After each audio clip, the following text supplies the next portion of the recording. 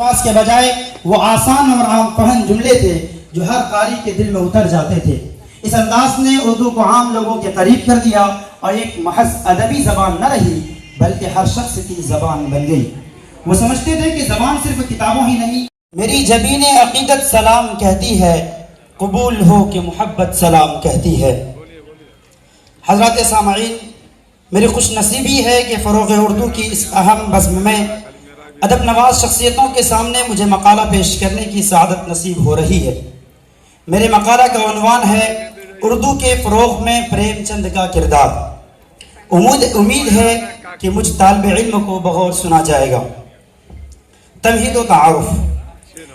اردو زبان و ادب کی خوش نصیبی رہی ہے کہ اسے ہر دور میں چاہنے والے، اس کی زلفوں کو سنوار کر اسے حسن عطا کرنے والے شعراء و ادبا اسے ہمیشہ میسر رہے ہیں، جنہوں نے اپنے جنبش قلم سے اس کی زبان و بیان کو سینچنے کا کام کیا ہے۔ انہی معماران ادب میں ایک اہم نام منشی پریم چند کا ہے، جو تاریخ ادب کی پیشانی پر جھومر کی مانند دمکتا ہوا نظر آتا ہے۔ پریم چند کا اصل نام دھنپت رائے ہے۔ 31 جولائی 1880 کو بنارس کے لمحی گاؤں میں پیدا ہوئے۔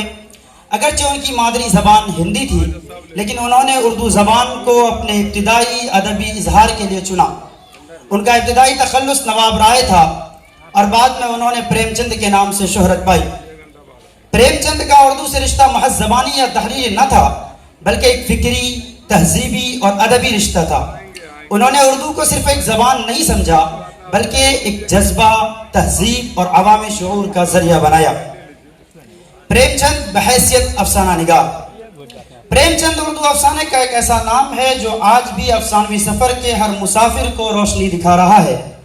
پریم چند وہ پہلے افسانہ نگار ہیں جنہوں نے افسانے کو داستانوی سحر سے نکال کر گرد و پیش کی حقیقی دنیا سے ہمکنار کیا۔ پریم چند کا اولین افسانہ دنیا کا سب سے انمول رتن جو 1907 میں شائع ہوا۔ اس کہانی میں افسانے کے ابتدائی نقوش ملتے ہیں۔ یہ افسانہ ان کے ابتدائی افسانوں کے مجموعے شوز وطن میں شامل ہے۔ پریم چند کے یہاں حقیقت نگاری کا تصور ملتا ہے۔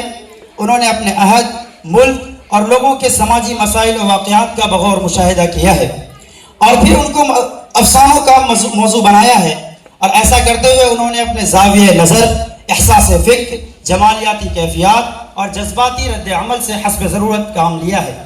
اسی طرح سے انہوں نے فن کے تقاضوں کی تکمیل کی ہے۔ انہوں نے چند ایسے افسانے مثلاً پوس کی رات، بڑے گھر کی بیٹی، عید گاہ، نمک کا داروغہ، کفن، دو بیل، حج اکبر، منتر، راہ نجات، شطرنج کی بازی اور پنچایت لکھے ہیں، جو ان کی فنکارانہ بصیرت کی مثال ہیں۔ خاص کر کفن کو اردو افسانے کی تاریخ میں شاہکار کا درجہ حاصل ہے۔ پریم چند کا اسلوب بیان۔ پریم چند کا اسلوب سادہ، دلنشیں اور عام فہم ہے۔ انہوں نے مشکل الفاظ سے گریز کرتے ہوئے عام آدمی کی زبان میں بڑی باتیں کی۔ انہوں نے افسانے کو نہ صرف ایک نیا وقار بخشا بلکہ اس کے ذریعے اصلاح معاشرہ کا پیغام بھی دیا۔ ان کے کردار جیتے جاگتے محسوس ہوتے ہیں، جو قاری کو سوچنے پر مائل ہی نہیں بلکہ مجبور کر دیتے ہیں۔ بقول ڈاکٹر محمد حامد چھپروی، پریم چند کی شخصیت اردو افسانے کے لیے ایک صبح درخشاں کی سی تھی، اس لیے کہ انہوں نے کچھ ایسی روایتیں دی ہیں جنہیں اردو افسانہ کبھی فراموش نہ کر سکے گا۔ سب سے پہلی چیز جو ہمیں ان کے یہاں ملتی ہے وہ انسان دوستی ہے۔ پریم چند کے دل میں انسانوں کا درد تھا۔ مزدور ہو یا کسان، غریب ہو یا اچھوت، سب کے دکھوں اور غموں سے وہ متاثر تھے۔ ان کی بے بسی و بے چارگی پر آنسو بہاتے تھے۔ پریم چند کا سب سے عظیم ورثہ ان کی وہ بے پناہ محبت اور خلوص ہے جو انہیں کسانوں، مزدوروں، اچھوتوں اور عام انسانوں سے ہے۔ اردو افسانے میں حقیقت نگاری کا آغاز پریم چند سے ہوتا ہے۔ انہوں نے دیہی زندگی کا نقشہ صرف دور سے مطالعہ کی بنیاد پر نہیں پیش کیا بلکہ ان کے درمیان رہ کر جیا ہے۔ اسی لیے ان کے افسانے حقیقت نگاری کے بہترین مرقع ہیں۔ جتنی گہرائی و گہرائی اور حقیقت نگاری کا عمیق اثر پریم چند کے یہاں ملتا ہے، کسی اور افسانہ نگار کے یہاں نہیں ملتا۔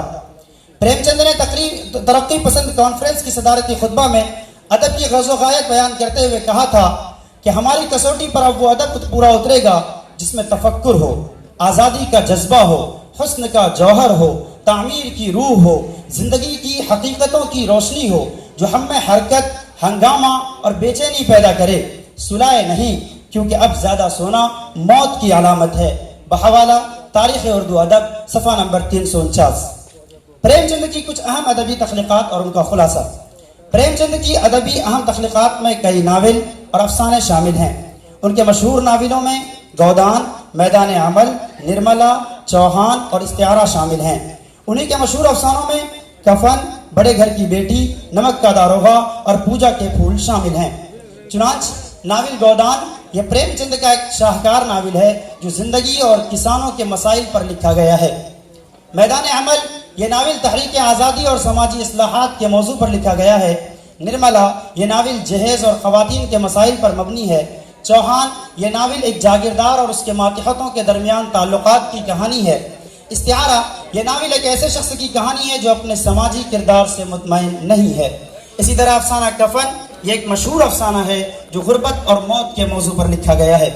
بڑے گھر کی بیٹی یہ ایک افسانہ ہے جو خاندانی روایات کے موضوع پر لکھا گیا ہے۔ نمک کا داروغہ یہ ایک افسانہ ہے جو ایمانداری اور بدعنوانی کے موضوع پر لکھا گیا ہے۔ پوجا کے پھول یہ ایک افسانہ ہے جو عقیدے اور توہم پرستی کے موضوع پر لکھا گیا ہے۔